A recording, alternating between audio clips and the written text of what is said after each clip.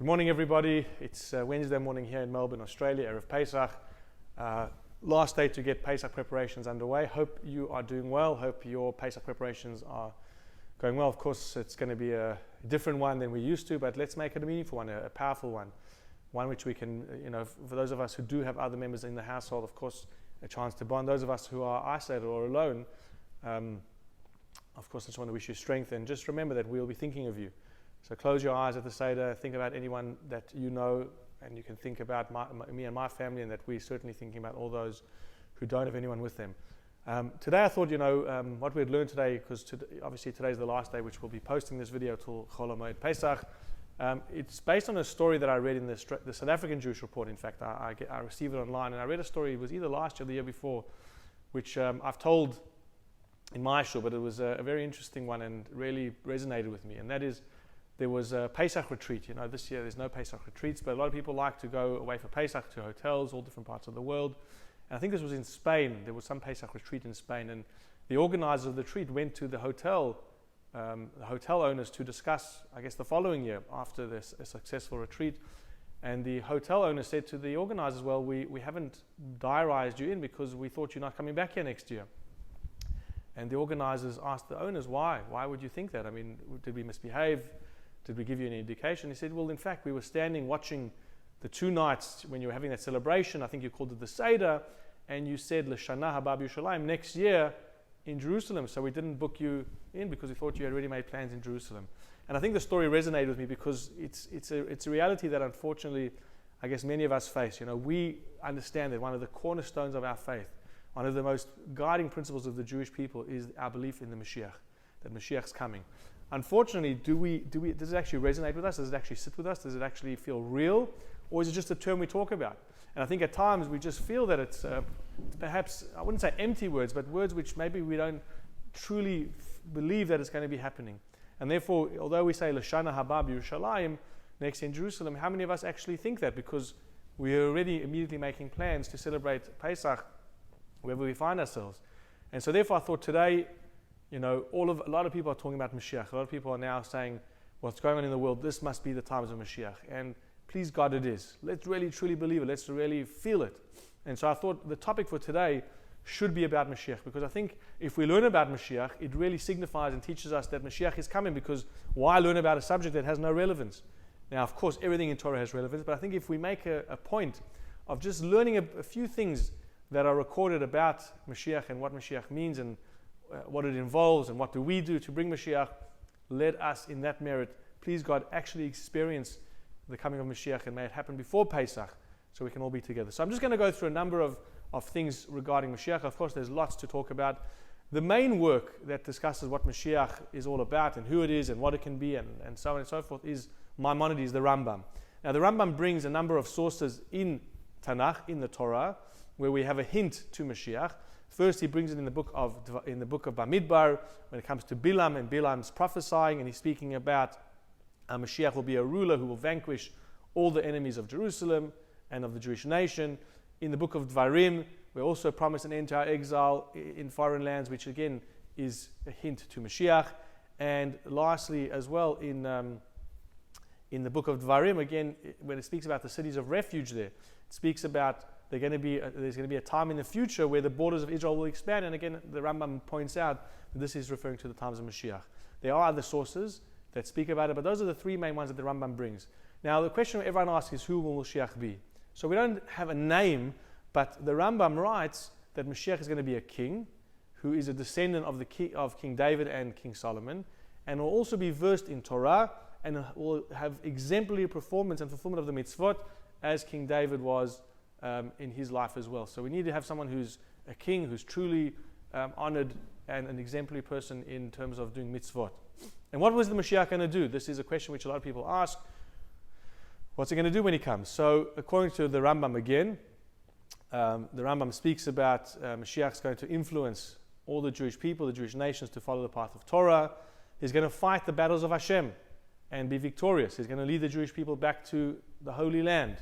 He's going to rebuild the Beit HaMikdash on Temple Mount. He's going to motivate all the nations to serve Hashem in unity. So he's going to bring all the nations together to recognize that we're all truly under one Father in heaven. Now, is this happening now? perhaps in a way it's already, we're starting to feel the unity, although it's unity through travesty and through challenge. It's really showing us how we're all connected. Ultimately, we're all connected and we all bleed the same blood. There'll also be, it says in the times of Moshiach, there'll be peace and prosperity.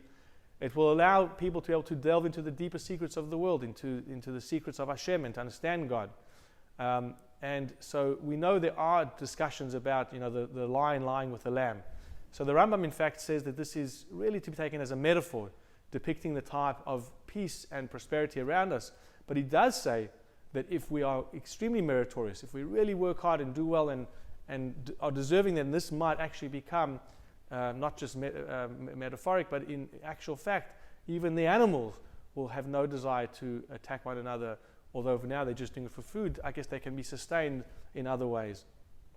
Now it talks about, a lot of people ask, what about the resurrection of the dead? How does that work? So it says about after a period of time, possibly about 40 years according to the Zohar, there'll be a resurrection. So after Mashiach comes, about a number of years later, there'll be this resurrection, and all those people who have passed on will be brought back to life, and there will no longer be a desire to sin. It's not that sin won't exist, it's that we'll be so overwhelmed by the light and glory of Hashem that it won't even enter our minds. It's like, there's certain things in this world you don't need someone to teach you not to do. Okay, of course, there's always exceptions to the rule. But for example, if there's manure on the side of the road, you don't need a sign to say don't eat the manure, because it won't even enter in your mind. It's not appealing. It's not attractive to you. And so all sin, in a sense, will be like that. It won't even enter into our headspace to want to be able to eat and be involved in sin. And so the obvious question is how? How do we merit to bring Mashiach? What do we have to do? So every single person is required to do their part. And there's no one person absolved from this mitzvah. And you may have heard this before, but it says, it's like almost the scales are tipped. And if we add one more mitzvah, that might just tip the scales to bring the Mashiach. So the following steps, what are the deeds that we need to do to hasten the coming of Mashiach? So as I mentioned, firstly, the belief in Mashiach is important. And like I said in the beginning, the belief has to be real, has to genuinely be felt. The praying for the redemption, we say it in our davening, but to try and mean it. Increasing tzedakah to help others with charity. Also spiritual tzedakah to help others fulfill the mitzvot, to help others, encourage and inspire others. And it's been amazing to watch and see so many people trying to ensure people can have a Seder this year. The Seder kits have been handed out. Wonderful things, all these types of things.